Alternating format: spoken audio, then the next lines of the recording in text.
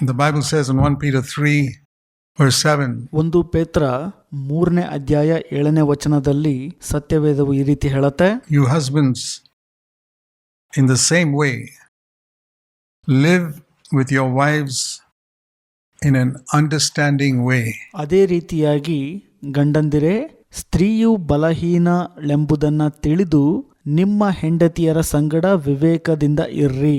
As with someone weaker, since she is a woman, ಸ್ತ್ರೀಯು ಬಲಹೀನಳೆಂಬುದನ್ನ ತಿಳಿದು ಎಂಬುದಾಗಿ ಇಲ್ಲಿ ಹೇಳುತ್ತೆ. and show her honor as a fellow heir of the grace of life, so that your prayers are not hindered.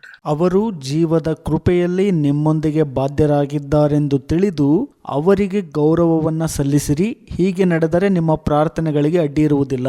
I believe that every brother, when some prayer of his is not answered, ನಾನು ನಂಬುತ್ತೇನೆ, ಯಾವುದೇ ಒಬ್ಬ ಸಹೋದರನ ಪ್ರಾರ್ಥನೆ ಕೇಳಲ್ಪಟ್ಟಿಲ್ಲ ಎಂದಾದರೆ, when he is praying for himself, Lord fill me with the Holy Spirit, ತನಗಾಗಿ ಪ್ರಾರ್ಥನೆ ಮಾಡುವಾಗ ಕರ್ತನೆ ಪವಿತ್ರಾತ್ಮನಿಂದ ತುಂಬಿಸುವಂತ, or some other thing he is earnestly praying for in terms of his job or some situation, the prayer is not answered, ಯಾವುದೇ ಒಂದು ಪರಿಸ್ಥಿತಿಯಲ್ಲಿ ಪ್ರಾರ್ಥನೆಗೆ ಉತ್ತರ ಸಿಗದೇ ಇರುವಾಗ, ಉದಾಹರಣೆಗೆ ಉದ್ಯೋಗಕ್ಕೆ ಸಂಬಂಧಪಟ್ಟ ಹಾಗೆ, the first thing he should consider is this verse. ಮೊದಲ ಸಂಗತಿ ಆತನು ಪರಿಗಣಿಸಬೇಕಾಗಿದ್ದೇನಪ್ಪ ಅಂದ್ರೆ ಈ ಒಂದು ವಚನ, is my prayer hindered ನನ್ನ ಪ್ರಾರ್ಥನೆಗೆ ಅಡ್ಡಿಯಾದಲ್ಲಿ because of a wrong attitude towards my wife? ಅದು ಯಾಕಿರಬಹುದಪ್ಪ ಅಂದ್ರೆ ನನ್ನ ಹೆಂಡತಿ ಕಡೆಗೆ ತಪ್ಪಾದ ಮನೋಭಾವ ಹೊಂದಿರುವ ಕಾರಣ ಇರಬಹುದು. In fact, as far as I know, this is the only place in the Bible where it says somebody's prayers can be hindered. For a believer's prayers can be hindered. ನನಗೆ ಗೊತ್ತಿರೋ ಪ್ರಕಾರ ಸತ್ಯವೇದದಲ್ಲಿ ಹೇಳಿರುವ ಇದೊಂದೇ ಸ್ಥಳದಲ್ಲಿ ಮಾತ್ರ ಒಬ್ಬರ ಪ್ರಾರ್ಥನೆಗೆ ಅಡ್ಡಿಯಾಗುವುದು, ಅಂದ್ರೆ ವಿಶ್ವಾಸಿಯ ಪ್ರಾರ್ಥನೆಗೆ ಅಡ್ಡಿಯಾಗುವುದು ಅಂತ ತಿಳಿಸಿರುವುದು. And it's in relation to his relationship to his wife. ಅದು ಯಾವುದಕ್ಕೆ ಸಂಬಂಧಪಟ್ಟಿದೆ ಅಂದ್ರೆ ತನ್ನ ಹೆಂಡತಿಯೊಟ್ಟಿಗಿನ ಸಂಬಂಧದೊಟ್ಟಿಗೆ. And so it's something you got to take seriously because prayer is such an important part of our life. ಹಾಗಾಗಿ ಇದೊಂದನ್ನ ನೀವು ಬಹಳ ಗಂಭೀರವಾಗಿ ತೆಗೆದುಕೊಳ್ಳಬೇಕು. ಯಾಕೆಂದ್ರೆ ಪ್ರಾರ್ಥನೆಯು ನಿಮ್ಮ ಜೀವಿತದಲ್ಲಿ ಬಹಳ ಪ್ರಮುಖ ಭಾಗವನ್ನ ನಿರ್ವಹಿಸುತ್ತದೆ. I don't know what my life would have been if I could not communicate with God in prayer all the time. ನಾನು ಎಲ್ಲಾ ಸಮಯದಲ್ಲಿ ದೇವರೊಟ್ಟಿಗೆ ಪ್ರಾರ್ಥನೆಯಲ್ಲಿ ಮಾತನಾಡುತ್ತಿರಲಿಲ್ಲ ಅಂದ್ರೆ ನನ್ನ ಜೀವಿತವು ಹೇಗಿರ್ತಿತ್ತೋ ಏನಾಗ್ತಿತ್ತೋ ನನಗೆ ತಿಳಿದಿಲ್ಲ. Concerning emergency, I need something here, Lord, please help me, these emergency prayers. ನನಗೇನಾದ್ರೂ ಒಂದು ತುರ್ತು ಪ್ರಾರ್ಥನೆ ಏನಾದ್ರೂ ಇತ್ತಪ್ಪ ಅಂದ್ರೆ ಕರ್ತರೆ ನನಗೆ ಸಹಾಯ ಮಾಡ್ರಿ ಅಂತ ಕೇಳುವಾಗ, and also regular times of prayer for our family, for our children. ಅಥವಾ ಕುಟುಂಬದಲ್ಲಿ ಮಾಡುವಂತ ಪ್ರಾರ್ಥನೆ ಆಗಿರಬಹುದು, ಅದರಲ್ಲೂ ಮಕ್ಕಳಿಗಾಗಿ. So I don't want my life ever to have my prayers hindered. ನನ್ನ ಜೀವಿತವು ಎಂದಿಗೂ ಯಾವ ಪ್ರಾರ್ಥನೆಗಳಿಗೂ ಅಡ್ಡಿಯಾಗಿರಬಾರದು. I hope all of you folks say that it works both for husbands and wives. ನಾನು ನಿರೀಕ್ಷಿಸ್ತೀನಿ ಎಲ್ಲರೂ ನೀವು ಇದಕ್ಕೆ ಹೌದು ಅಂತ ಹೇಳ್ತೀರಿ ಅಂತ. ಇದು ಗಂಡ ಮತ್ತು ಹೆಂಡತಿಗೆ ಕಾರ್ಯಗತವಾಗುವಂತದ್ದು. Even the wife's prayers will be hindered if she doesn't live in an understanding way with her husband. ಹೆಂಡತಿಯು ತನ್ನ ಗಂಡನೊಟ್ಟಿಗೆ ತಿಳುವಳಿಕೆಯಿಂದ ಜೀವನ ಮಾಡದಿದ್ರೆ ಆಕೆಯ ಪ್ರಾರ್ಥನೆಗಳಿಗೂ ಕೂಡ ಅಡ್ಡಿ ಆಗತ್ತೆ. So it's not just one way.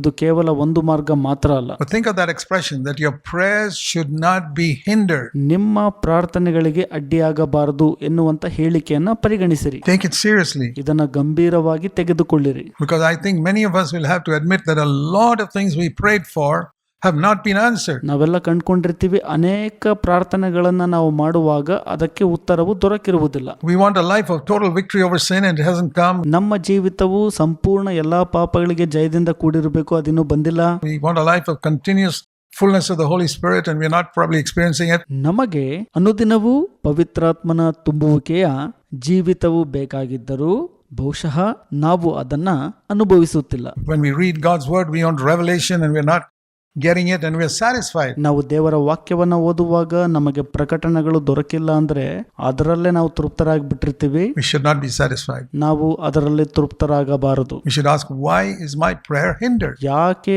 ನಮ್ಮ ಪ್ರಾರ್ಥನೆಗಳಿಗೆ ಅಡ್ಡಿಯಾಗಿದೆ ಎಂಬುದನ್ನು ನಾವು ಕೇಳ್ಕೊಳ್ಬೇಕು. Why am I not getting that thing I asked for? ನಾನು ಏನ್ ಕೇಳಿದಿನಲ್ಲ ಅದನ್ನ ನಾನು ಯಾಕೆ ಪಡ್ಕೊಳಕ್ ಆಗ್ತಿಲ್ಲ ಅಂತ ಕೇಳ್ಕೋಬೇಕು. Whereas Jesus gives so many promises for prayer, why is that prayer of mine which I asked for not granted? ಯೇಸು ಸ್ವಾಮಿ ಪ್ರಾರ್ಥನೆಗಳಿಗೆ ಅನೇಕ ವಾಗ್ದಾನಗಳನ್ನ ನೀಡಿದ್ದಾರೆ, ಯಾಕೆ ನಾನು ಪ್ರಾರ್ಥನೆಯಲ್ಲಿ ಕೇಳಿದ್ದಕ್ಕಾಗಿ ಉತ್ತರವು ದೊರಕಿಲ್ಲ?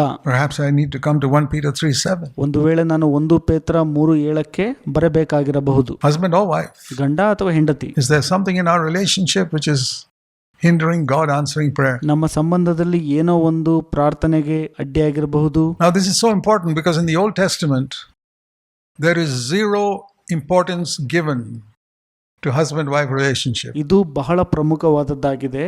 ಯಾಕಂದರೆ ಹಳೆ ಒಡಂಬಡಿಕೆಯಲ್ಲಿ ಗಂಡ ಮತ್ತು ಹೆಂಡತಿಯ ಸಂಬಂಧಕ್ಕೆ ಅಷ್ಟು ಪ್ರಾಮುಖ್ಯತೆ ದೊರಕಿರಲಿಲ್ಲ. Absolutely zero. ನಿಶ್ಚಯವಾಗಿ ಶೂನ್ಯ ಪ್ರಾಮುಖ್ಯತೆ ಇತ್ತು. You look through the whole Old Testament, ನೀವು ಇಡೀ ಹಳೆ ಒಡಂಬಡಿಕೆಯನ್ನು ಓದಿ ನೋಡ್ರಿ. and all the great men in the Old Testament, they had pretty bad marriages.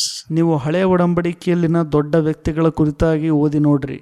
ಅವರಲ್ಲಿ ಬಹಳ ಕೆಟ್ಟ ಮದುವೆಗಳು ಸಂಭವಿಸಿರುತ್ತವೆ. The only thing I read about Moses is him fighting with his wife. ಒಂದು ಸಂಗತಿನ ನೋಡಿದ್ದೇನಪ್ಪ ಅಂದ್ರೆ ಮೋಶೆಯು ತನ್ನ ಹೆಂಡತಿಯೊಟ್ಟಿಗೆ ಜಗಳ ಆಡ್ತಾ ಇದ್ದ. An argument they had for many years about shall we circumcise this son or not. ನಾವು ಮಗನನ್ನ ಸುನ್ನತಿ ಮಾಡಬೇಕೋ ಬೇಡವೋ ಅನ್ನುವಂಥ ವಿಷಯದಲ್ಲಿ ವಾಗ್ವಾದ ನಡೀತಾನೆ ಇತ್ತು. And gone on for so many years that God was so angry with Moses that he wanted to kill him. ಇದು ಅನೇಕ ವರ್ಷಗಳ ಕಾಲ ನಡೀತಾನೆ ಇತ್ತು. ದೇವರು ಮೋಶೆ ಕುರಿತಾಗಿ ಕೋಪಗೊಂಡ್ರು, ಆತನನ್ನು ಕೊಲ್ಲಬೇಕೆಂತ ಅನ್ಕೊಂಡಿದ್ರು. Imagine that. And his wife immediately knew. You read that in Exodus 4. ವಿಮೋಚನೆ ಕಾಂಡ 4ರಲ್ಲಿ ನೀವು ಓದಿ ನೋಡೋದಾದ್ರೆ ಗೊತ್ತಾಗತ್ತೆ. ಆತನ ಹೆಂಡತಿಗೆ ತಕ್ಷಣ ಗೊತ್ತಾಗತ್ತೆ. As soon as Moses was dying, gasping for breath, his wife knew. ಮೋಶೆಯು ಸಾಯುವ ಸ್ಥಿತಿಯಲ್ಲಿದ್ದುಕೊಂಡು ತನ್ನ ಜೀವಕ್ಕಾಗಿ ಉಸಿರನ್ನ ಭದ್ರವಾಗಿ ಹಿಡಿದುಕೊಂಡಿದ್ದನು. I know. My husband's been telling me to circumcise my child and I have not listened. ನನಗೆ ಗೊತ್ತು, ನನ್ನ ಗಂಡನು ಮಗನಿಗೆ ಸುನ್ನತಿ ಮಾಡಿಸ್ಬೇಕಂತ ಕೇಳ್ತಿದ್ದನು, ನಾನು ಕೇಳಿಸ್ಕೊಳ್ಳಿಲ್ಲ ಅದಕ್ಕೆ. So she immediately circumcised the child and said, okay, here's the foreskin, you can have it. ಆಕೆಯು ತಕ್ಷಣಕ್ಕೆ ಮಗನಿಗೆ ಸುನ್ನತಿ ಮಾಡಿ ಈ ರೀತಿ ಹೇಳ್ತಾಳೆ, ನೀನು ನನಗೆ ರಕ್ತದ ಗಂಡನು ಅಂತ. And Moses was healed. ಆಗ ಮೋಶೆಯು ಸ್ವಸ್ಥಗೊಳ್ಳುತ್ತಾನೆ. We got to learn from some of these instances there in the Old Testament. ಹಳೆ ಒಡಂಬಡಿಕೆಯಲ್ಲಿನ ಈ ಒಂದು ವಿಷಯಗಳಿಂದ ನಾವು ಕಲಿಯಬಹುದಾಗಿದೆ. So family life was not a big thing in the Old Testament. ಹಳೆ ಒಡಂಬಡಿಕೆಯಲ್ಲಿ ಕುಟುಂಬ ಜೀವಿತವು ಅಷ್ಟು ದೊಡ್ಡದಾಗಿರಲಿಲ್ಲ. There was no, we can say, we heard of first floor, second floor, third floor. ನಾವು ಹೇಳ್ಬೋದು ಮೊದಲ ಮಹಡಿ, ಎರಡನೇ ಮಹಡಿ, ಮೂರನೇ ಮಹಡಿ ಅಂತ. First floor is living with a good conscience. ಮೊದಲ ಮಹಡಿ ಅಂದ್ರೆ ಮನಸ್ಸಾಕ್ಷಿಯೊಟ್ಟಿಗೆ ಶುದ್ಧವಾಗಿ ಜೀವಿಸುವುದು. Second floor is living in a loving way with a family, the bringing up children properly. And ಎರಡನೇ ಮಹಡಿ ಕುಟುಂಬದೊಟ್ಟಿಗೆ ಪ್ರೀತಿಯಿಂದ ಜೀವಿಸೋದು, ಅಂದ್ರೆ ಮಕ್ಕಳನ್ನ ಸರಿಯಾದ ದಾರಿಯಲ್ಲಿ ನಡೆಸೋದು. third floor is building the church, being useful in the ministry in the church. ಮೂರನೇ ಮಹಡಿ ಸಭೆಯನ್ನು ಕಟ್ಟುವುದಾಗಿದೆ, ಅಂದರೆ ಸಭೆಯಲ್ಲಿ ಸೇವೆ ಮಾಡುವ ಮುಖಾಂತರ ಉಪಯೋಗವಾಗಿರೋದು. So in the Old Testament there was no second floor. ಹಳೆ ಒಡಂಬಡಿಕೆಯಲ್ಲಿ ಎರಡನೇ ಮಹಡಿ ಅನ್ನುವಂಥದ್ದು ಇರಲಿಲ್ಲ. It just didn't exist. ಅದು ಇನ್ನೂ ಸ್ಥಾಪಿತಗೊಂಡಿರಲಿಲ್ಲ. You could live any way you like with your wife and you could be a prophet. ನಿಮ್ಮ ಹೆಂಡತಿಯೊಟ್ಟಿಗೆ ಹೇಗೆ ಬೇಕಾದರೂ ಜೀವನ ಮಾಡಿ ಪ್ರವಾದಿ ಆಗಬಹುದಾಗಿತ್ತು. And your children could be wayward, you could still be a prophet. ನಿಮ್ಮ ಮಕ್ಕಳು ದಾರಿ ತಪ್ಪಿ ಹೋಗಿದ್ರೂ ಕೂಡ ನೀವು ಪ್ರವಾದಿ ಆಗಿರಬಹುದಾಗಿತ್ತು. You can imagine Samuel, ನೀವು ಸಮುವೇಲನ ಕುರಿತಾಗಿ ಯೋಚಿಸ್ರಿ. that mighty prophet. ಅದ್ಭುತ ಪ್ರವಾದಿಯು. His children were taking bribes. ಆತನ ಮಕ್ಕಳು ಲಂಚವನ್ನ ತೆಗೆದುಕೊಳ್ತಿದ್ರು. And the people came and complained to Samuel, hey, your children are taking bribes, take them, get them out of here. ಜನರು ಸಮುವೇಲನಿಗೆ ಬಂದು ದೂರು ಹೇಳ್ತಾ ಇದ್ರು, ನಿನ್ನ ಮಕ್ಕಳು ಲಂಚವನ್ನ ತೆಗೆದುಕೊಂಡು ಹೋಗ್ತಾ ಇದ್ದಾರೆ, ಅವರಿಗೆ ಹೊರ ಕಳಿಸು ಅಂತ. But till the end of his life, Samuel was the greatest prophet of his time. ಆದರೆ ಆ ಸಮಯದಲ್ಲಿ ಸಮುವೇಲನು ದೊಡ್ಡ ಪ್ರವಾದಿಯಾಗಿ ಹೊರಹೊಮ್ಮಿದನು. There are some preachers today who seek to follow those Old Testament prophets. ಇಂದು ಕೆಲವು ಪ್ರಸಂಗಿಗಳು ಅಂದರೆ ಬೋಧಕರು ಹಳೆ ಒಡಂಬಡಿಕೆಯ ಪ್ರವಾದಿಗಳನ್ನ ಅನುಸರಿಸುವವರಾಗಿದ್ದಾರೆ. Their children are wayward and they still think they can serve the Lord. No. ಅವರ ಮಕ್ಕಳು ದಾರಿ ತಪ್ಪಿ ಹೋಗ್ತಿರ್ತಾರೆ, ಆದರೂ ಕೂಡ ನಾವು ದೇವರಿಗೆ ಸೇವೆ ಮಾಡಬಹುದು ಅಂತ. ಇಲ್ಲ, ಆ ರೀತಿ ಆಗಲ್ಲ. This is the New Testament where we need a second floor. ಇದು ಹೊಸ ಒಡಂಬಡಿಕೆ, ಇದಕ್ಕೆ ಎರಡನೇ ಮಹಡಿಯ ಅವಶ್ಯಕತೆ ಇದೆ. You don't have, not for being a prophet, for being an ordinary member of the body of Christ, which all of us are. ನೀವು ಪ್ರವಾದಿಯಾಗೋ ಅವಶ್ಯಕತೆ ಇಲ್ಲ. ಕ್ರಿಸ್ತನ ದೇಹದಲ್ಲಿ ಒಬ್ಬ ಸಾಮಾನ್ಯ ಸದಸ್ಯನಾಗಿದ್ರೂ ಕೂಡ ನಾವೆಲ್ಲ ಇರೋ ಪ್ರಕಾರ. Think of yourself as an ordinary member of the body of Christ. ನಿಮ್ಮನ್ನೇ ನೀವು ಪರಿಗಣಿಸಿಕೊಳ್ಳಿರಿ, ನಾನು ಒಬ್ಬ ಸಾಮಾನ್ಯ ಸದಸ್ಯ ಕ್ರಿಸ್ತನ ದೇಹದಲ್ಲಿ ಅಂತ. You have to have a good relationship. It doesn't have to be perfect. A good relationship with your marriage partner, husband or wife. ನೀವು ಪರಿಪೂರ್ಣರಾಗೋ ಅವಶ್ಯಕತೆ ಇಲ್ಲ, ಆದರೆ ನಿಮ್ಮ ಗಂಡ ಮತ್ತು ಹೆಂಡತಿಯೊಟ್ಟಿಗೆ ಒಳ್ಳೆಯ ಸಂಬಂಧವನ್ನ ಹೊಂದಿರಬೇಕಾಗಿದೆ.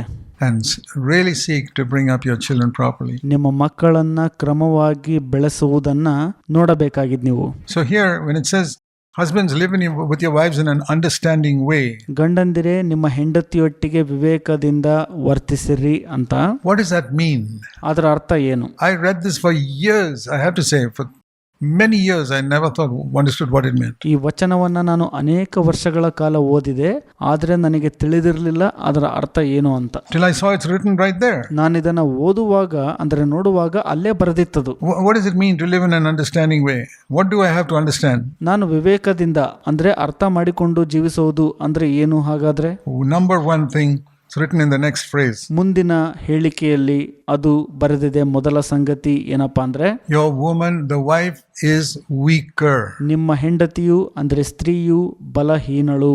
That's what you got to understand. ಅದನ್ನ ನೀವು ಮೊದಲು ಅರ್ಥ ಮಾಡ್ಕೋಬೇಕು. Let me paraphrase it. ಇದನ್ನ ನಾನು ವಿವರಿಸಲು ಇಷ್ಟಪಡ್ತೇನೆ. Husbands, live in your wives understanding that she is a weaker vessel in every way. ಗಂಡಂದಿರೇ, ನೀವು ಅರ್ಥ ಮಾಡಿಕೊಳ್ಳಬೇಕು, ನಿಮ್ಮ ಹೆಂಡತಿಯು ಬಲಹೀನ ಪಾತ್ರೆಯಾಗಿದ್ದಾಳೆ ಎಲ್ಲದರಲ್ಲಿಯೂ ಅಂತ. Why does she cry so easily? Weaker vessel. ಯಾಕೆ ಅವಳು ಬೇಗ ಹತ್ತು ಬಿಡ್ತಾಳೆ?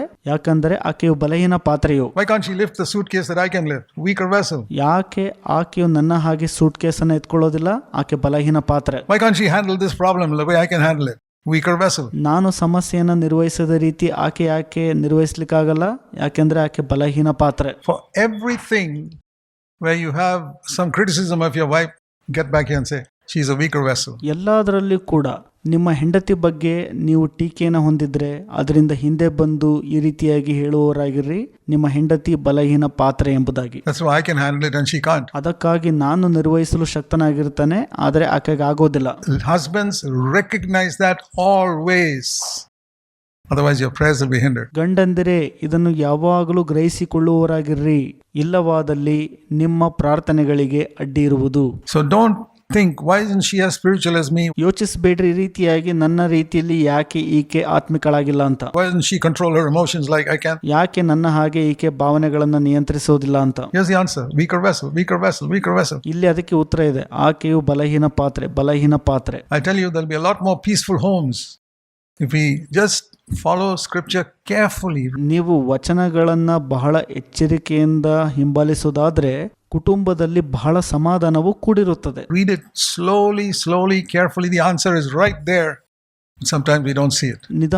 ನಿಧಾನಕ್ಕೆ ನಾವು ನೋಡುವಾಗ ಉತ್ತರವು ಅಲ್ಲೇ ಇರುತ್ತದೆ, ಆದ್ರೆ ಅದನ್ನ ನಾವು ನೋಡಲು ಶಕ್ತರಾಗಿರೋದಿಲ್ಲ. And the other thing is, ಮತ್ತೊಂದು ಸಂಗತಿ ಏನಪ್ಪಾ ಅಂದ್ರೆ, when I live in my wife in an understanding way, with your wife in understanding ways, ನಾನು ಹೆಂಡತಿಯೊಟ್ಟಿಗೆ ವಿವೇಕದಿಂದ ಜೀವಿಸುವಾಗ, ಅಂದ್ರೆ ಅರ್ಥ ಮಾಡಿಕೊಂಡು ಜೀವಿಸುವಾಗ, also written there, she is a fellow heir. That means her throne is not 6 inches below mine. No. ಇಲ್ಲಿ ಈ ರೀತಿಯಾಗಿ ಬರೆಯಲ್ಪಟ್ಟಿದೆ, ಆಕೆಯು ಜೀವದ ಕೃಪೆಯಲ್ಲಿ ನಿಮ್ಮೊಂದಿಗೆ ಬಾಧ್ಯಳಾಗಿದ್ದಾಳೆ ಅಂತ. ಅದರ ಅರ್ಥ, ಆಕೆಯ ಸಿಂಹಾಸನ ನನಗಿಂತ 6 ಇಂಚು ಕೆಳಗಡೆ ಇರೋದಿಲ್ಲ. ಇಲ್ಲ. If I am the king, she is the queen. And her throne is exactly the same level. ನಾನು ರಾಜನಾಗಿದ್ರೆ, ಆಕೆಯು ನನ್ನ ರಾಣಿಯಾಗಿದ್ರೆ, ಆಕೆಯ ಸಿಂಹಾಸನವು ನನ್ನ ಸಿಂಹಾಸನದ ಮಟ್ಟದಲ್ಲಿಯೇ ಇರುತ್ತದೆ. That's what's meaning of fellow heir. ಅದೇ ಅರ್ಥ, ನಿಮ್ಮೊಂದಿಗೆ ಅವರು ಬಾಧ್ಯರಾಗಿದ್ದಾರೆ ಅಂತ. So her throne is not a little lower level. ಆಕೆಯ ಸಿಂಹಾಸನವು ನಿಮಗಿಂತ ಕೆಳಗಡೆ ಇರೋದಿಲ್ಲ. Yeah, the wives have to be subject to her husbands, true. ಹೆಂಡತಿಯರು ತಮ್ಮ ಗಂಡಂದಿರಿಗೆ ಅಧೀನರಾಗಬೇಕು, ನಿಜ ಅದು. But ಆದ್ರೆ she's a fellow heir, equal. ಆಕೆಯು ಸಮನಾದಂತ, ಅಂದ್ರೆ ನಿಮ್ಮೊಂದಿಗೆ ಬಾಧ್ಯಳಾಗಿರುತ್ತಾಳೆ. And that's the other thing I've got to recognize. So basically it's only 2 things I have to recognize. ನಾನು ಮೊದಲು ಇದನ್ನ ಗ್ರಹಿಸಿಕೊಳ್ಳಬೇಕು. ಪ್ರಾಥಮಿಕವಾಗಿ 2 ಸಂಗತಿಗಳನ್ನ ಗ್ರಹಿಸಿಕೊಳ್ಳಬೇಕು. One, she's weaker, and one, she's my equal. ಒಂದು, ಆಕೆಯು ಬಲಹೀನಳು, ಇನ್ನೊಂದು, ಆಕೆಯು ನನ್ನೊಟ್ಟಿಗೆ ಸಮನಾಗಿದ್ದಾಳೆ. If I recognize that, my prayers will not be hindered. ಇದನ್ನ ನಾನು ಗ್ರಹಿಸಿಕೊಂಡಾಗ ನನ್ನ ಪ್ರಾರ್ಥನೆಗೆ ಅಡ್ಡಿ ಇರುವುದಿಲ್ಲ. The other thing, it's very interesting when Colossians, when it says husbands love your wives. ಮತ್ತೊಂದು ಆಸಕ್ತಿಕರ ಸಂಗತಿ ಏನಪ್ಪಾ ಅಂದ್ರೆ, ಕೊಲೊಸ್ಸೆದಲ್ಲಿ ಹೇಳತ್ತಲ್ಲ, ಗಂಡಂದಿರೇ ನಿಮ್ಮ ಹೆಂಡತಿಯರನ್ನು ಪ್ರೀತಿಸಿರಿ ಅಂತ.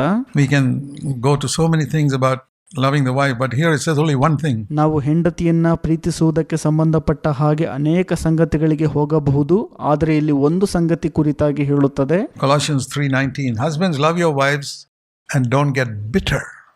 against them. ಕೊಲೊಸ್ಸೆ 3:19 ಈ ರೀತಿಯಾಗಿ ಹೇಳುತ್ತದೆ, ಪುರುಷರೇ ನಿಮ್ಮ ಹೆಂಡತಿಯರನ್ನು ಪ್ರೀತಿಸಿರಿ, ಅವರಿಗೆ ಕಹಿಯಾಗಿರಬೇಡಿರಿ ಅಂತ. That's the only thing mentioned. ಅದು ಒಂದೇ ಸಂಗತಿ ಇಲ್ಲಿ ನಮೂದಿಸಿರುವಂಥದ್ದು. So that means there's a real danger of something happening that can make a husband a little bitter against his wife. ಅದರ ಅರ್ಥ ನಿಜವಾದ ದೊಡ್ಡ ಅಪಾಯ ಏನಪ್ಪಾ ಅಂದ್ರೆ, ಏನೋ ಒಂದು ಸಂಭವಿಸುವಾಗ ಗಂಡನಿಗೆ ಹೆಂಡತಿಯ ಕುರಿತಾಗಿ ಹೃದಯದಲ್ಲಿ ಕಹಿ ಭಾವನೆ ಮೂಡೋ ಸಾಧ್ಯತೆ ಹೆಚ್ಚಿರುತ್ತದೆ. Something.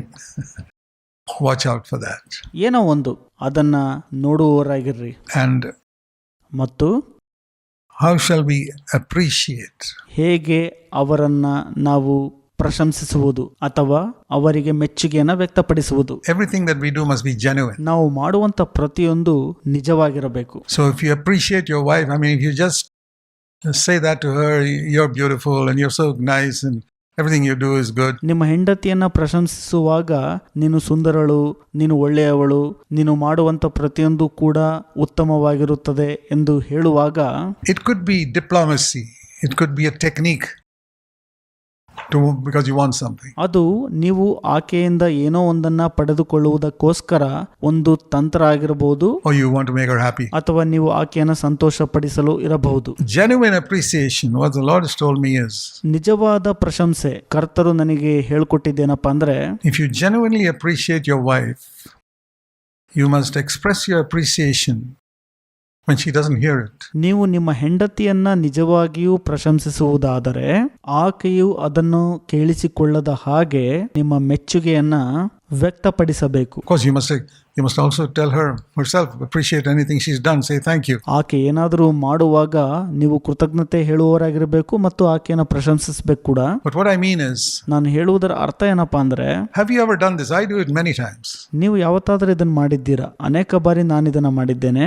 When your wife is fast asleep in her bed, ನಿಮ್ಮ ಹೆಂಡತಿಯು ನಿದ್ರೆಯಲ್ಲಿ ಜಾರಿರುವಾಗ, and you are awake, maybe in the middle of the night you wake up for a few minutes, ನೀವು ಮಧ್ಯರಾತ್ರಿಯಲ್ಲಿ ಕೆಲವು ಸಂದರ್ಭಗಳಲ್ಲಿ ಕೆಲವು ನಿಮಿಷ ಇದ್ದಿರಬಹುದು, and you look at your wife sleeping there, fast asleep. ನಿಮ್ಮ ಹೆಂಡತಿಯು ಬಹಳ ನಿದ್ರೆಗೆ ಜಾರಿರುತ್ತಾಳೆ, ಅದನ್ನ ನೀವು ನೋಡ್ತೀರಿ. Do you ever bow down before God and say, Lord, I thank you? ನೀವು ದೇವರ ಎದುರುಗಡೆ ಯಾವತ್ತಾದ್ರೂ ಅಡ್ಡ ಬಿದ್ದು, ಕರ್ತರೆ ನಿಮಗೆ ಕೃತಜ್ಞತೆಗಳು ಎಂಬುದಾಗಿ ಹೇಳಿದ್ದೀರಾ? For giving me such a wonderful wife, ನೀವು ನನಗೆ ಅದ್ಭುತವಾದ ಹೆಂಡತಿಯನ್ನು ಕೊಟ್ಟಿದ್ದೀರಿ ಅಂತ. who's been so good to me, so patient with me.